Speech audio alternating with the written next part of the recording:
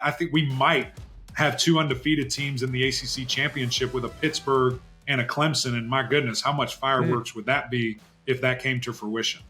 All right, put it on paper. Eric Mac Lain's got Pitt going undefeated. All right. I'm sure no Tennessee fans will react strongly to that. I'm sure nobody else in the Coastal will react strongly to that. That'll be good. Hello, welcome to Always College Football. Today is Wednesday, August 24th. We hope you're enjoying the show wherever it is you're getting the show, whether that's on the ESPN YouTube channel or if you're here with us via podcast on Spotify or on Apple Podcasts. Please like, rate, and subscribe. It helps us out. It helps the show out. The interactions will help us moving forward. Hit us up in the comments section if you're on the YouTube channel. Tell us where we can get better, how we can improve, because we want to tailor the show to your liking.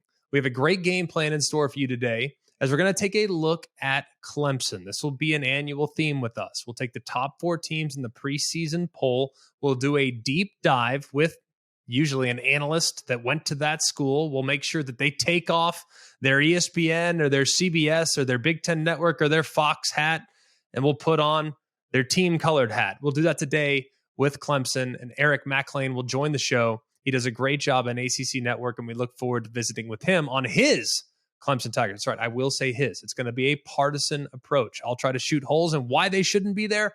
He'll defend why they should. Plus, we have a new Eli's Places with a special look at the iconic number 44 at Syracuse. And there's news. There's always news this time of year. So we'll get into some news and notes at the end of the show. So without much further ado, let's dive into Clemson. Let's talk about it.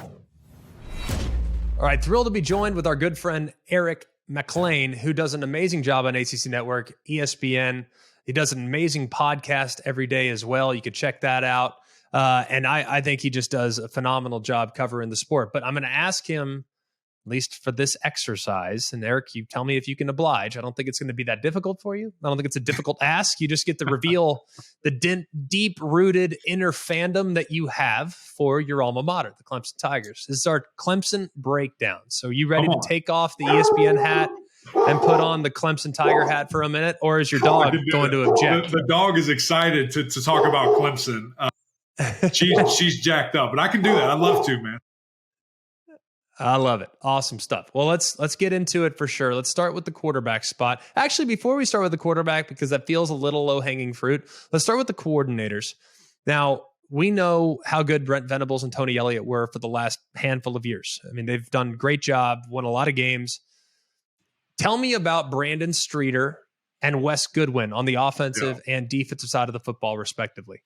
Yeah, man. Well, let's start with the defensive side, because I think that Coach Venables is one of the greatest ever, right? He just is obsessed with defensive football. He absolutely loves it. The mind that he has, the things that he could do schematically and change over time. I mean, we saw when they went from having one of the best defensive lines ever to all those guys kind of moving on, they went to like this 3-5-3 look and totally changed everything that he had ever done up until that point. So he's a guy that could adapt.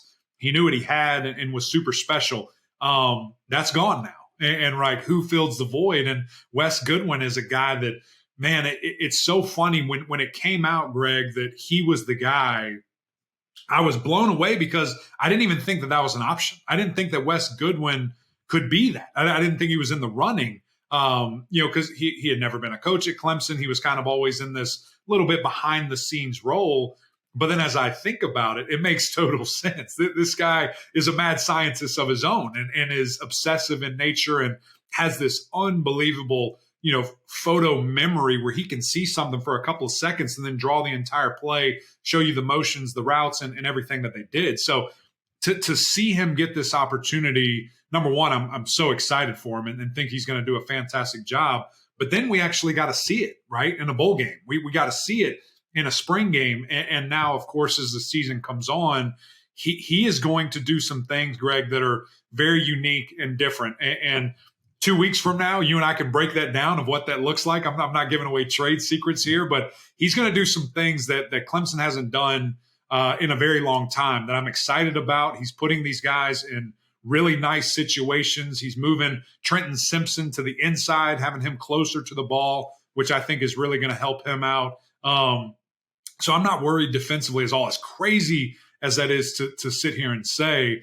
Offensively, I think we're going to see them look a little bit different. That they're going to get back to tempo, the things that we did back in 2011 and 2012. I think they really are going to try to utilize the middle of the field and get those tight ends involved, get those big wide receivers, kind of in the slot doing their thing in the middle, because that's been absent from Clemson's offense for a couple of years now. The one thing that I'm really intrigued, Greg, is from a running perspective, do they commit to that more? Knowing their offensive line strength is going to be running the football, knowing they have 3 running backs that are really, really good and complement each other very well, do they almost force that issue to where instead of balance, we're going to be more of a power team this year? I can't wait to see it. It's going to be fascinating from a schematic standpoint, just truly how different that looks on the field. Yeah, it's part of the reason why I actually, probably 3-4 weeks ago on a show, I don't remember what show it was, said that Will Shipley is, I think, the best dark horse Heisman play because of how much they're going to commit to the run game and the numbers he's likely to accumulate. Part that has to do, too, with the lack of trust. I guess if there's reasonable lack of trust in the quarterback spot, and they've traditionally put a lot on that guy's shoulders. Last year they did so again, and DJ Uiagalelei just could not answer the call. People keep saying he's different this year. He's lost weight. He's more mobile, all this other stuff. But what's a reasonable expectation for the quarterback spot that was an Achilles heel last year? Yeah, Greg, what is fascinating about this situation is that I'd heard those things too, right? All off season, all spring, most of the summer. And now all of a sudden you start hearing this competition word. I hadn't heard that ever. And all of a sudden I hear that, and I hear Cade's going to play. He's going to be in there. And so it's this weird, like, okay, where are we standpoint with these guys? And something that, I did not perceive happening, or think would happen, at least this early. And so now it's a little bit of a situation that, we're almost monitoring even closer now, because these guys are openly saying that. And so I don't know how true of a quarterback competition it is from the practice that I've seen, from the things that I've seen. DJ has always been with the ones, and I think that it is his team. But if we get into this Georgia Tech game on Monday night and, Cade goes in Series 3, then I think this is truly an audition each and every play, each and every series that they go out there. So, it's interesting to see, and this, playing the position and certainly me being an offensive guy, you can only tell so much from a quarterback, from the quarterback position in practice. You're not getting hit. We're not keeping score. There's all these different factors that when the lights are on, when that thing's real, that different things come out. The escapability, the decision-making has to be so much quicker. So we haven't seen that from DJ yet in this new body, in this new year. How much has he grown up? And so from that, man, I just don't know. I don't know until they play Monday night. And after that, you and I can sit back down again and we can have this conversation and we'll lay it out, because it'll be very evident, because Georgia Tech had great success against Clemson defensively a year ago, and the things that they tried to do and disguise coverage, disguise blitz, and, man, just really get after DJ. They're going to have a plan in place that they feel comfortable about. And has DJ grown? We'll find out very quickly. Well, I mean, could you see a scenario, since you referenced Cade Klubnik, the true freshman from Austin, Texas, you reference him. Could this be a Cole Stout, Deshaun Watson incumbent, holds it down for a handful of games, and then the superstar freshman comes in, similar to Kelly Bryant and Trevor Lawrence? The incumbent holds it down for a few games and the superstar comes in, but they sprinkle him in there in the first few games to get his feet wet. And then when you get into ACC play, they make the switch. Could you envision that scenario coming to fruition?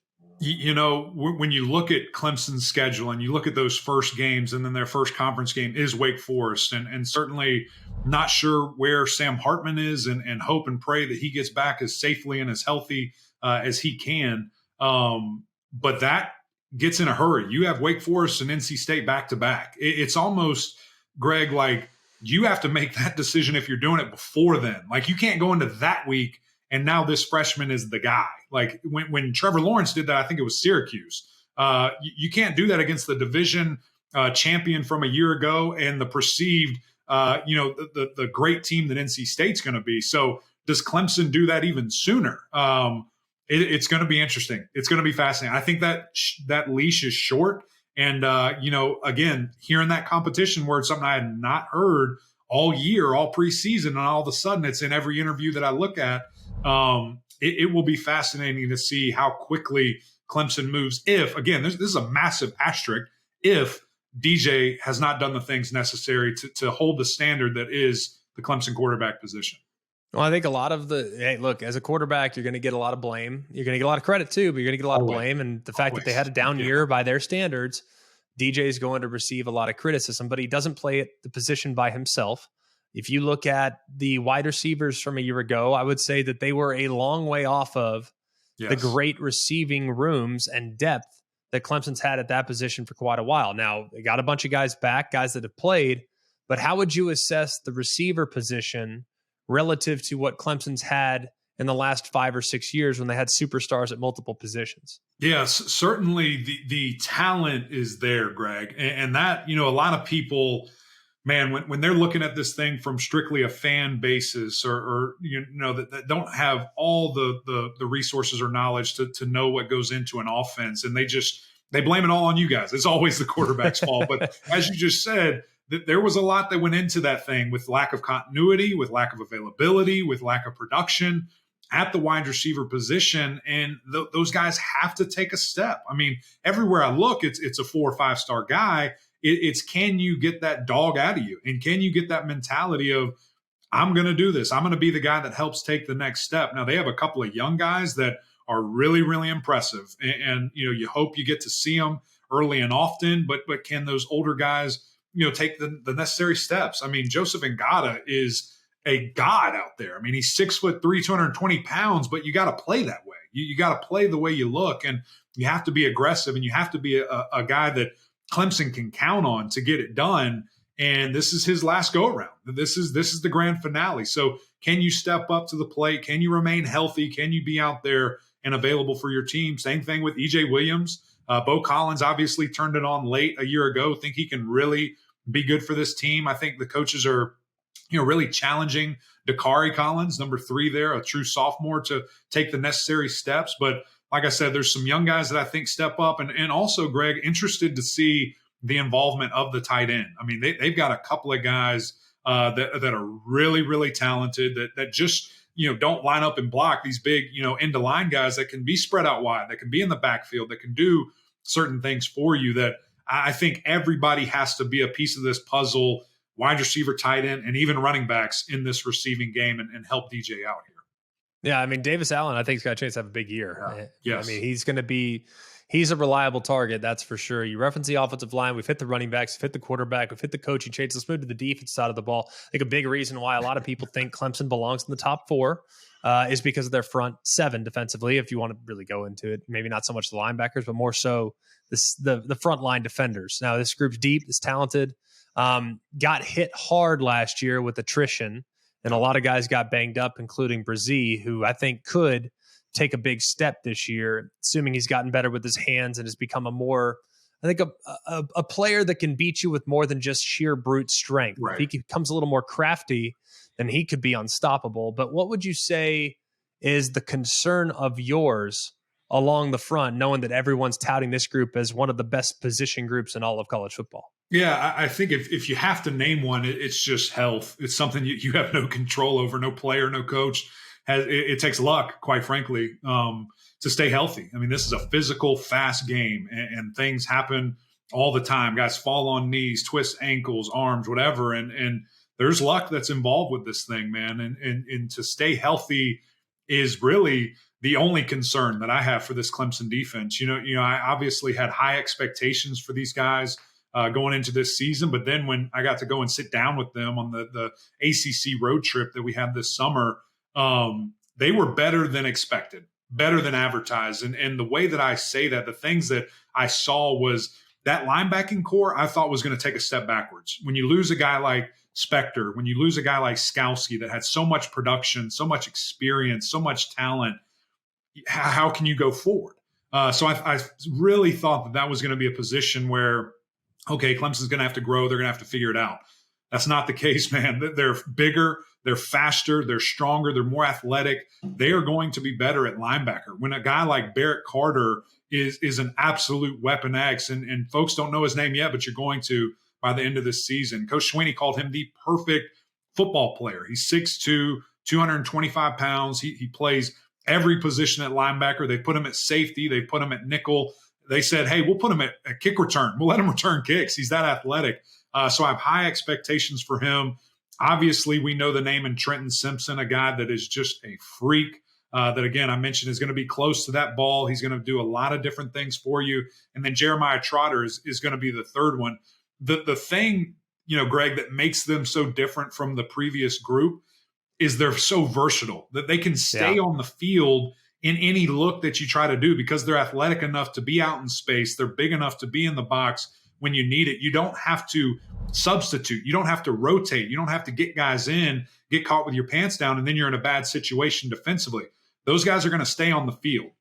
When I look at the secondary, there's going to be a lot of youth, but there's going to be some guys that get your eyebrows raised when you see them play. Nate Wiggins is A.J. Terrell reincarnated. I mean, it's spectacular to see how that young man has a knack for being around the football. I mean, every practice I've been to, he's come down with a pick or a fumble. I mean, it's crazy the ball hawking ability that he has. And then, of course, Andrew Makuba in the back. So that's all the fun part. The scary part's up front that you mentioned with Brian Brzee, Tyler Davis, Xavier Thomas when he gets back, KJ Henry, Miles Murphy, Ruka Row. I mean, the list keeps going. It's crazy. Clemson is going to have 5 defensive linemen drafted in a couple of months, which is not crazy to think about. They've done 4 before. They did have 5. So they're going to do that again. And these guys they're going to prove they're the best in the country. Yeah, phenomenal in the front. No denying that. With all due respect to Skalski and Spector, I thought they were reliable. They were solid, good, quality pieces in the locker room, but limited. And I think, like you said, I'm not going to lose a single second of sleep about replacing that second level. Yeah, you lose a ton of tackles, a ton of starts, but you might be better at those positions because now you have a guy that can really go sideline to sideline and isn't going to get tossed for targeting every other game. Not that was always Skalski's fault, but it's worth mentioning, I guess, to a certain extent. Corner's the one position of concern for me based on tape because I haven't seen these guys. You make me feel a little better when you describe Wiggins and Sheridan Jones, some of these other guys that'll be out there starting for the Tigers there in the back end. And if the pass rush is good, how good do you have to be a corner? It'll be fine. Exactly. So, all right, moving on just a little bit to bigger picture as it pertains to Clemson this year. I feel like this is a team that thrives when they are overlooked. They thrive in an underdog setting. Yeah. No one respects us. We're just little old Clemson. We got a chip on our shoulder. We're going to go prove the world that we belong. Well, it's kind of the opposite this year where you're coming off of a disappointing season and yet here you are ranked number 4 in college football. So, I mean, is the scuttlebutt around the facility like, man, I kind of wish we were 10th? Right. How do they approach this?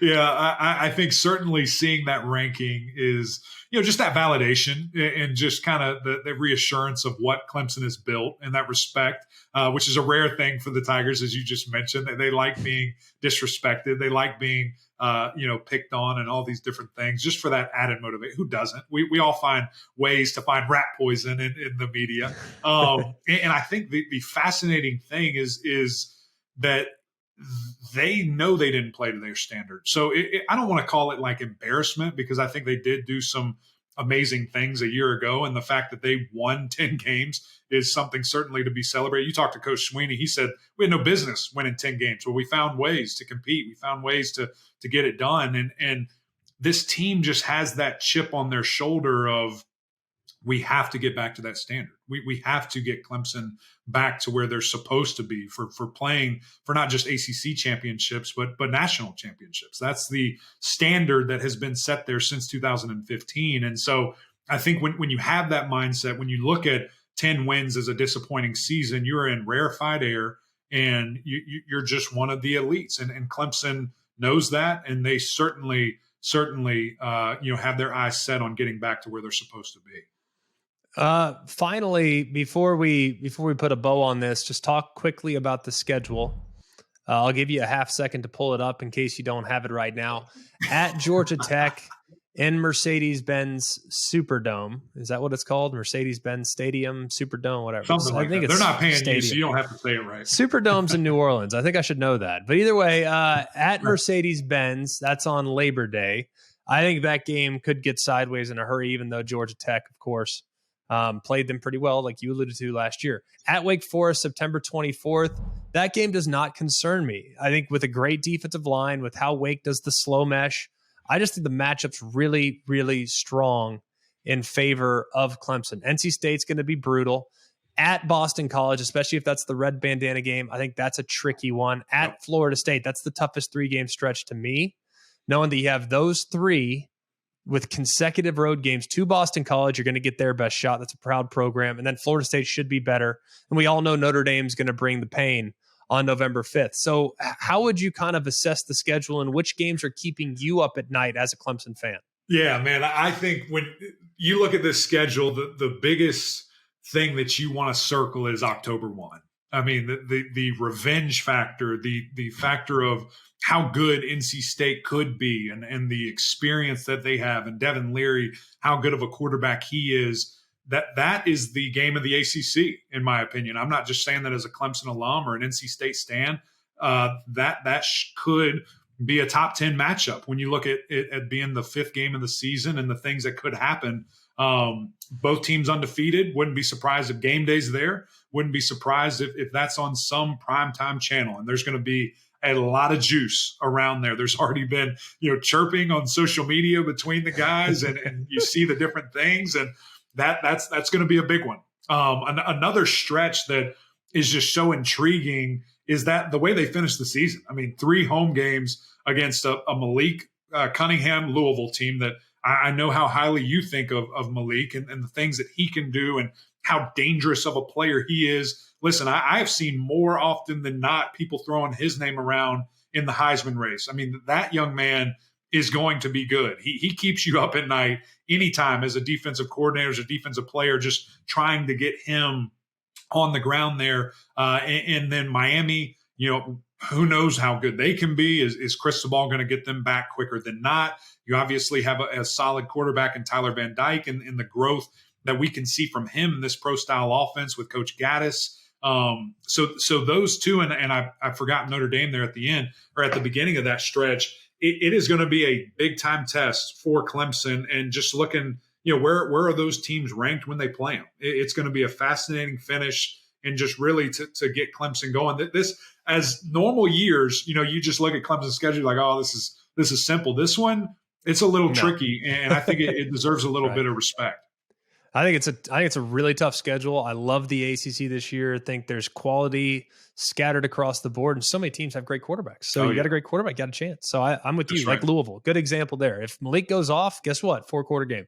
Right. It's just the way that's the way it's going to be, man. Great stuff. 10.5 is the win total for Clemson. I lean under. I think 10's the number, and that might feel harsh, but an improved ACC to go 11-1 is pretty impressive ask. Do you feel confident about that 10.5 number from Vegas? Yeah, I think it is a good number. I think obviously they're trying to put people in a tough spot with that. Exactly what you just said as 10 being the number. But I just think this defense is going to be too good. And I think if they can get average play from the quarterback position, I think they're back to doing what they do. I think they rely on that run game. I think the offensive line is much improved in that area, especially with guys they've moved around and a couple of new faces they're going to have up there. So I'm going over. I think Clemson gets back to that. I think we might have 2 undefeated teams in the ACC championship with a Pittsburgh and a Clemson. And my goodness, how much fireworks would that be if that came to fruition? All right, put it on paper. Mac Lain's got Pitt going undefeated. All right. I'm sure no Tennessee fans will react strongly to that. I'm sure nobody else in the Coastal will react strongly to that. That'll be good. That's right. Great stuff, man. Really, really appreciate it. Awesome as always. And thanks for giving us a deep dive into the Clemson Tigers. Yeah, no doubt, man. Keep killing on this show. Awesome to see, and appreciate you always, my friend. All right, great stuff from Mac Lain there. Great hearing about what the Clemson Tigers might be like this year, how they might bounce back. Now, keep in mind, They've only lost 2 true road games to unranked teams in the last 10 years under Dabo Swinney. One was against NC State. That was last year. And then in 2017 against the Syracuse Orange. Speaking of Syracuse, we know that Syracuse has hit a bit of a rough patch. However, it doesn't mean they don't have a tremendous history. And one player, one number, one jersey in particular has an unbelievably storied past. Let's listen to Tom Coughlin and Eli Manning as we take another visit to Eli's Places. Coach Coughlin was a kid growing up in Waterloo, New York, watching Jim Brown and Ernie Davis run wild for the Orange. It's certainly not hard to see why Ernie was a unanimous All-American choice. And when he became a Syracuse back himself in 1965, Coach Coughlin played alongside future Hall of Famers Larry Zonka, number 39, and Floyd Little, the last of the great 44s. The way this started, Jim Brown asked for number 33. 33 was already being worn by a senior, so he couldn't get it. So he said, give me a double-digit number, and they gave him 44. Halfback Jimmy, first down, Brown picks up that and then some as he breaks loose on a spine-tingling open field gallop. Now, how did a player get to wear 44? Did the previous 44s get a vote on that? Jim had something to do recruiting Ernie Davis to Syracuse. When Ernie came to Syracuse, he wore 44, and then Ernie recruited Floyd. When Ernie passed away, then Floyd reflected on that, and he made his commitment to Syracuse to wear number 44. Here's Floyd Little off on one of his specialties. Who's the first player you think of when you think of 44? Ernie. Davis is number 44 in these collegiate shots. Runs like this one helped him break all of Jim Brown's rushing and scoring records at Syracuse. Great stuff from Eli and from Tom Coughlin there. It's funny to see those two guys in a room. That's probably the nicest Tom Coughlin's ever been to Eli, except for the 2 times they hoisted the Super Bowl Lombardi trophy. Of course, it's always great to visit with Eli and Eli's Places. He does an amazing job. Every single Wednesday, you can catch that on ESPN+. So we appreciate y'all checking him out. And I certainly, as a college football diehard and as a fan of the Manning family, have thoroughly enjoyed all the things they've done up to this point. They talk about that legendary number 44 at Syracuse. Now, there's rumors, there's buzz that Sean Tucker, who is an All-American candidate at running back for the Syracuse Orange this year, he's 34. Maybe he gets that 4 switched out for the 3 at some point this season and gets a Don 44 for the first time in quite a while. I know I'd root for that. He seems like a great kid and a guy that I've been rooting for the last couple of years. Just a really special talent. But as far as special numbers are concerned, check out our Twitter poll. You can go on Twitter at AlwaysCFB. Tell us some of the biggest numbers in your eyes. Like, what are the most historically significant numbers at the various schools? Like, we know Texas A&M number 12. LSU, their best player gets a Don number 7. We've seen it a bunch of different places, whether it be 45 for Archie Griffin, 15 for Tim Tebow. Some of the great players that have worn 34 in the past, like Ricky Williams and several others. I mean, Herschel Walker come to mind. To me, 12 has always been the number that I've wanted, and partly because my dad's favorite player was Joe Namath. Now, I wanted to wear it in high school. It was unavailable. They gave me 17. Why? Because that was the last remaining quarterback number when I was joining the varsity. But when I got to Alabama, I wore 17 for the first couple of years. But when I first signed with Alabama, Dad said, hey, if you could wear number 12, it'd mean a lot to me. My favorite player of all time, reason why I love college football and professional football is because of Joe Namath. He was my hero. I said, Dad, if I can, I'd love to wear it for you.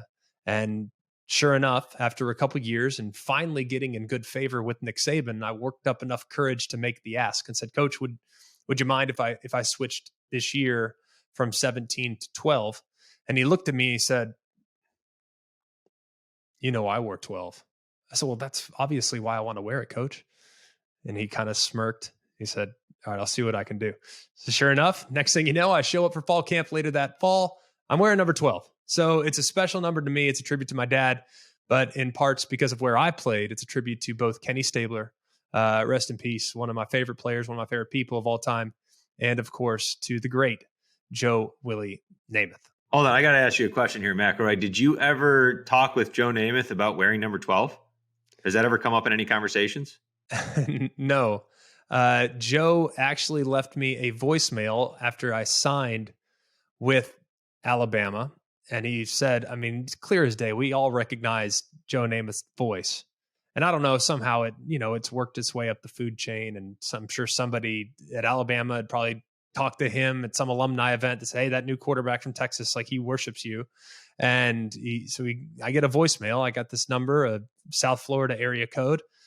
Hello, Greg. This is Joe Namath calling, and left me this 30-second voicemail that I had up until the time on my phone until I got an iPhone. So I had it for like several years before it was inevitably lost, which just still breaks my heart. Now, I soon, after a while, became quite close with Joe and see him regularly and have pictures of him with my boys and things like that. So he still means an awful lot to us. But yeah, never talked to him about making the switch to 12, but it was understood, especially from his perspective, how I felt about him and, why I felt like I was very honored to wear that number. Now, it would have been really interesting when I got to the Jets had I made that request.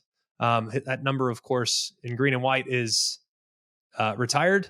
So that was not one I was going to touch as a 7th round pick. I wasn't touching that one with a 10-foot pole. Now, if I had been in like year 10, maybe I would have tried, but no, wasn't going to happen there in New York. That's for sure. As far as our news and notes are concerned, Nick Saban just inked the richest contract per year of any college football coach. The big winner here is Jimmy Sexton, his agent, who has signed not one, but 2 coaches in the last 3-4 months to extensions that equate to over $200 million in contracts incentives. Now, Kirby Smart signed a $110 million deal. Of course, that averages out to 11.2 per year. And then Nick Saban recently signing a $93 million deal that averages out to 11.7.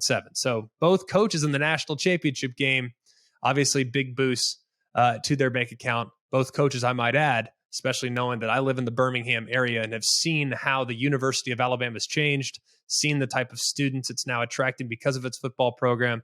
I think Nick Saban's worth every single penny.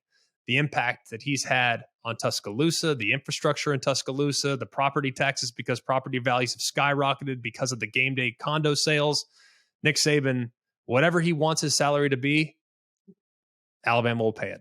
So I still think even at 11.7, it's a bargain. Washington has named a starting quarterback, Michael Penix, the transfer from Indiana. He's reunited with Kalen DeBoer, who's the new head coach of the Washington Huskies, formerly of Fresno State, but prior to his stop at Fresno State, he was at Indiana.